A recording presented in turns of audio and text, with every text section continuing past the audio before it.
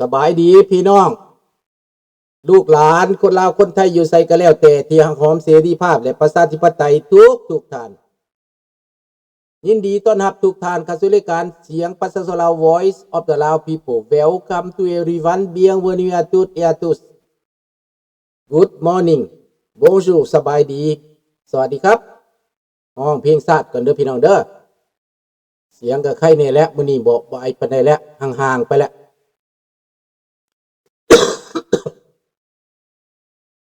ขอขึ้นเด้อถึงจะเป็นอะไรก็ตามเนาะศาสตร์ลาวตั้งแต่เดิมมาขึ้นชื่อลือซาอยู่ในอาเซียนศาสตร์ดาวผูกพันไมตรีความสามัคคีฮักพ้องกันหากศาสตร์หากปฏิเทาหากเจ้าปกกิจกิสาผู้มักความศาสนาแต่บูหันมาฮักษาดินแดนบ่ให้สัตว์ใดมาล้วนหาวีลบกวนหยัดแย่งสิ่งเอาใครขึ้นเขามารู้วุ่นวายสู้จนตัวตายต้านทานศัตรูสวยเสื้อจูเลือดเนื้อเสื้อเผาพื้นผูกูเอาบรรเทาถูกกันขอบใจเด้อพี่น้องเด้อสบายดีเบิดทุกท่านเด้อพี่น้องเด้อบ่ได้กล่าวสื่อกล่าวน้ำกับขอโทษขออภัยนำเด้อพี่น้องเด้อประเด็นในมื้อนี้เป็นประเด็นแปลกๆอยากถามคนทั้งโลกว่าถ้าบ่มีอเมริกาน่ะเฮาจะเป็นแบบใดเฮาจะอยู่ในการปกครองเป็นแบบใดพี่น้องถามว่าเฮาพร้อมบ่จะอยู่ในระบอบคอมมิวนิสต์เผด็จการเผด็จการแบบจีนนี่เฮาพร้อมบ่สิอยู่แบบนั้นเฮาพร้อมบ่สิเป็นแบบรัสเซียนะเป็นแบบโซเวียตนะคนที่ว่าต้องติคนที่ว่าบ่มักนะที่ฝันอยากได้รัสเซียอยากได้จีนมาปกครองนะพร้อมแล้วบ่สิเป็นแบบนั้นแล้วเฮาสิอพยพไปไสถ้าเฮาบ่พร้อมถ้าบ่มีอเมริกาสมมุติว่าบ่มีอเมริกาคันว่าบ่มีอเมริกาแคนาดามันก็สิบ่มีคือกันนั่นแหล้ว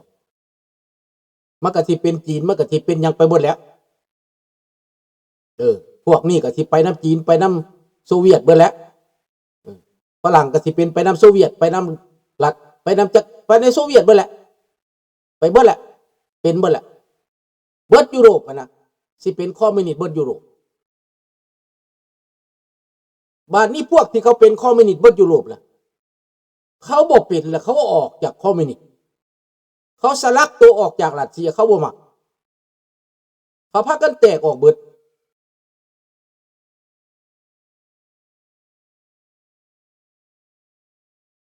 มันก็สิอยู่แบบบ้านเถื่อนเมืองเถื่อนนั่นแหล้วก็สิเป็นแบบนั้นแหละเป็นแบบทาสของการเมืองนั่นแหละแบบโซเวียตนั่นแหละเป็นแบบโซเวียตนั่นแหละถ้าผู้ใดบ่ได้ตัวตั้งตัวติงน้ำมันนั่นก็ถือว่าเป็นทาสมันนั่นแหละถ้าว่ามันดีเป็นหยังประเทศอื่นๆเขาแตกออกจากรัสเซียแตกออกจากโซเวียตประเทศยูเครนเป็นหยังเขาจังทนเขาตั้งคำถามกันนี่ได้เบิ่งดูประเทศยูเครนอยู่ใต้การนำของประเทศรัสเซียนี่นะโซเวียตนี่มันเก็บภาษีจากคนยูเครนไปเข้าน้ำซ้ำป่าทั้งที่เขาเป็นบ้านเกิดเมืองนอนอู่เข้าอู่น้ำสบายดีนอกรัฐวรเขาหังมีเป็นดีมีอู่เข้าอู่น้ำประเทศยูเครนแต่เขาตายอึดตายอยาก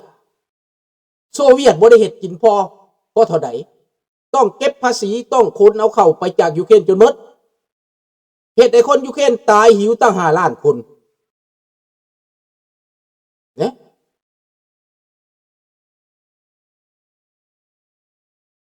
นั่นแหละแต่คนเข้าใจบอกกูมือนี่ยังบอกเข้าใจยังตั้งคำถามนั่นนี่มีหลานเว้าเมื่อวานนี่ถามว่าไม่ยังก็วีเซอร์บ่ วิเซอร์ว่าถามไปอเมริกาว่าสั่นเห็นคนนั้นนอนกลางถนนอยู่ว่าสั่น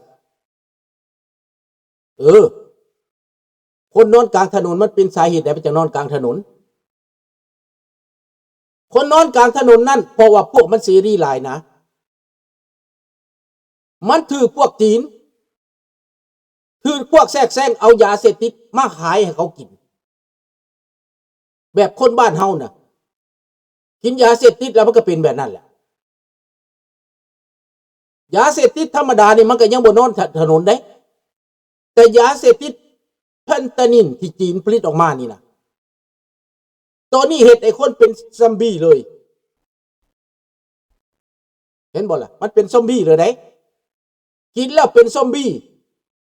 หัวกงโดงลงหลังโคตรโกโจยืนโกโจขึ้นนกเจ้านี่นะโคตรขึ้นนกเจ้านี่อันนี้มาจากยาแฟนตานินเห็นบ่แฟนตานินของจีนเห็ดออกมาตั้งเห็ดออกมาทำลายคนโดยเฉพาะถามว่าคนจีนมันกินบ่มันใส่บ่ข้าพเจ้าว่ามันบ่กินบ่ใส่มันเอามาทำลายคนอเมริกาเป้าหมายคือทำลายอเมริกาโลดทำลายโลกตะเวนตกโลดนะอยู่เมืองลาวมีแฟนตานินบ่ยังบ่ทันมีติพอยังบ่ทันมีผู้ใดไปเห็นหัวซักอยู่ในเวียงจันทน์ยังบ่มีนำบ่หรือว่ามีแล้วบ่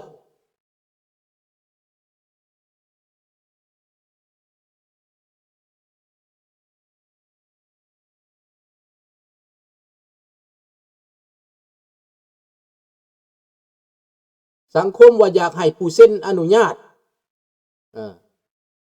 พาญาติพี่น้องของตนไปตั้งเฮือนบ้านเฮือนอยู่บนมันล่มลงหั่นเนาะก็สิแม่นจังซั่นเด้วิเซอร์ถามว่าอันเห็นคนนั้นบางรัฐบางเมืองฟิลาเดลเฟียบ่อยู่ไสแหละเฮ็ดกูสู้กกศกอยู่หั่นน่ะเพราะว่าเขาถูกยาเสพติดแล้วเขาถูกยาทำลายเขาแล้วพ่อใหญ่ถ้ำจึงประกาศปราบรัฐบาลใดก็คือบ่คือพ่อใหญ่ถ้ำพ่อใหญ่ถ้ำปราบทั้งอพยพผิดกฎหมายพ่อใหญ่ถ้ำปราบทั้งเงินยาเสพติดพ่อใหญ่ถ้ำปราบทั้งเถื่อนปิดชายแดนเพราะว่าต้นเหตุอันนั้นเป็นต้นเหตุพ่อใหญ่ถ้ำตัดต้นเหตุอาจจะไปนำปัวคนเ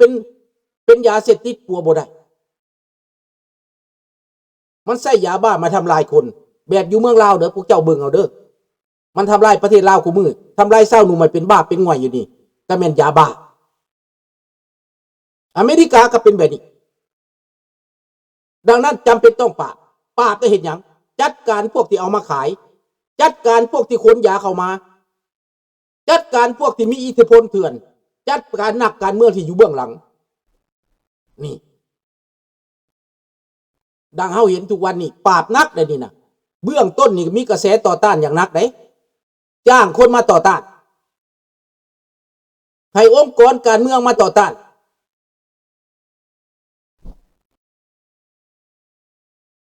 นี่ดังนั้นมาเบิ่งในอเมริกาเนี่ยข้าพเจ้าสังเกตเห็นแล้วถ้าโดนทำเหตุแบบนี้ดีบ่มันบ่ดีดอกเพราะว่าไผก็บ่อยากทำลายคนนี่ไผก็บ่อยากอันนั้นเด้แต่คันบ่เฮ็ดตัวนี้อเมริกาจะตายอเมริกาจะวอดวายอเมริกาจะล่มจมจะไปมัวเมาน้ำแต่แก้ไขปัญหาคนเป็นแบบนั้นดังนั้นจะปราบเรื่องยาเสพติดนี่เอานักคากแต้วอยู่ไสกลุ่มมันอยู่ไสคนเฮ็ดผิดกฎหมายอยู่ไสน้ำล่าพอเท่าทำล่าสะเทือนนักการเมืองฝ่ายตรงกันข้ามสะเทือนพวกที่นิยมตรงกันข้ามห้องโฮโอซังกะออกมาต่อต้านแต่สุดท้ายแล้วเขาจับได้แล้วเขาได้หลักฐานแล้วสู้บ่ได้เฮ็ดนามอมนาแมมอยู่เด้พวกปากใหญ่ทั้งหลายก็คอยลงได้เดี๋ยวนี้นะแต่ว่าอยากคนล่มเท่าถ้ำอยากคนล่มมีแต่อยากคนล่มพูดเรื่องเก่าเรื่องหลังทุกสิ่งทุกอย่างถ้าบ่มีอเมริกาเฮาสิไปใส่ล่ะคนลาวนี่สมมุติประเทศอเมริกาบ่มีเฮาแตกมาเมืองไทยนี่นะประเทศไทยก็บ่ให้เฮาอยู่ได้เฮาสิไปใส่ไปยุโรปเขาก็บ่เอา มันล้นแหละฝรั่งเศสก็พอแล้วบ่ไหวแล้วเอามาบ่ไหวแล้ว3-4 แสนคนได้เอาไปฝรั่งเศสได้บ่ไหวฝรั่งยอมแคนาดาก็ยอมอเมริกาก็เอามาเป็นเกือบล้านเอาคุณลาวมานะทั้งทั้งลาวนี่ไล่แล้วบ่ต่ำกว่า8 แสนหาล้านเฮาสิอพยพไปไสตั้งคำถามดีๆเบิ่งดูพี่น้องพวกที่บ่จักเว้าอเมริกาเป็นจังซั่นอเมริกาเป็นจังซี่มันเป็นร้อยอันพันอย่างพี่น้องแต่เฮาต้องเบิ่งความจริงมั้ยข้าพเจ้าบ่ได้มาปกป้องอเมริกาข้าพเจ้าเป็นคนแคนาดาแต่ว่าถ้าบ่มีอเมริกาแคนาดาก็อยู่บ่ได้อยู่บ่ได้ไหนพี่น้องประเทศแคนาดาก็สิตกเป็นหัวมึงขึ้นของคนอื่นคนมงอยู่ในอเมริกานั่นได้อยู่ดีกินดีกันย้อนอเมริกาแต่อยู่เมืองลาวน่ะคนมงเห็นหยังอยู่เทิงผู้พุ่นน้ำบ่ได้อาบทิศนึงจะอาบน้ำเทื่อนึงบางคนเดือนนึงจะอาบน้ำเทื่อนึงเป็นหยังเขาจังบ่อาบน้ำมันลงไปตักน้ำยากที่บ่เห็นบ่คู่มือนี่มันจะอาบน้ำย้อนหยังเพราะว่าน้ำเขาต่อมาให้ต่อท่อมาให้มันมีท่อยางท่อแป๊บต่อมาให้ได้คู่มือนี่มันมีน้ำบาดาลได้บางบ่อนก็ได้นั่นดังนั้นทุกสิ่งทุกอย่างมันเปลี่ยนไปแต่ว่าถามว่าเฮานี่พวกเฮานี่มักเสรีภาพมักประชาธิปไตยนี่มันสิอยู่กับคอมมิวนิสต์ได้บ่มันสิอยู่กับพวกนั้นได้บ่อยู่กับแบบขับใจแม่นบ่ในโลกนี้สิปลอดภัยบ่สมมุติว่าบ่มีอเมริกาคนอิหร่านก็เบิ่งดูห้องหาอเมริกาบาดนี้ประชาชนอิหร่านห้องหาอเมริกาก็เบิ่งเอาเลยในโลกนี้ประเทศซีเรียก็ห้องหาอเมริกาสิหนีนะอิตาตัมรัสเซียเอาทหารออกบ่ให้เอาออกได้บ่ยอมให้เอาออกได้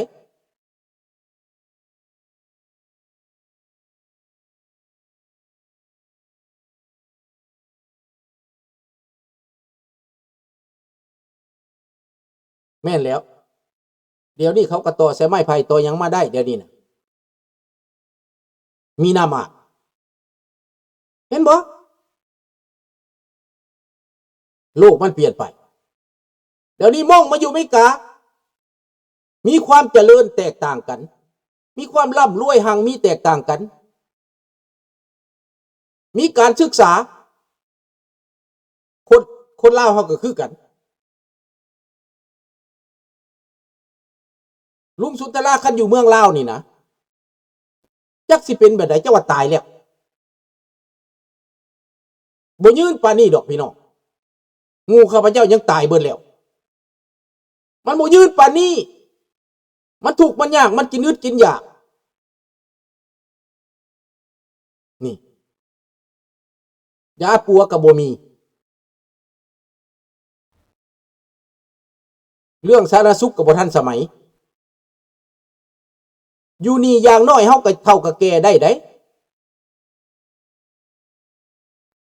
พี่น้องขึ้นเบิ่งดูขึ้นเบิ่งสมมุติว่าบ่มีอเมริกาอำนาจอเมริกานี่นะแม่นหยังสิไปบาลานซ์กับพวกนี้นะอามิโกสบายดีมันมีหยังมันสิไปบาลานซ์กับลัทธิคอมมิวนิสต์ลัทธิเผด็จการนี่นะรัสเซียไปลุกลานประเทศยูเครนจีนก็สิไปลุกลานนั่นสบายดีวีซ่าไปลุกลานไต้หวันในตอนนี้ลุกลานกองทัพตัวเองเดี๋ยวนี้นะแตกหักกันในกองทัพบ่แล้วนี่เป็น2-3 ทิศมาแล้ว2 ทิศมาแล้วนี่วุ่นวายกันนักในจีนนี่รัสเซียก็วุ่นวายกันนักยิงกันเองฆ่ากันเองประชาชนเดือดร้อนไฟฟ้าบ่มีถูกยูเครนจัดการโรงไฟฟ้าโรงกันน้ำมันโรงกันแก๊สลำเลียงเสบียงอาหารทหาร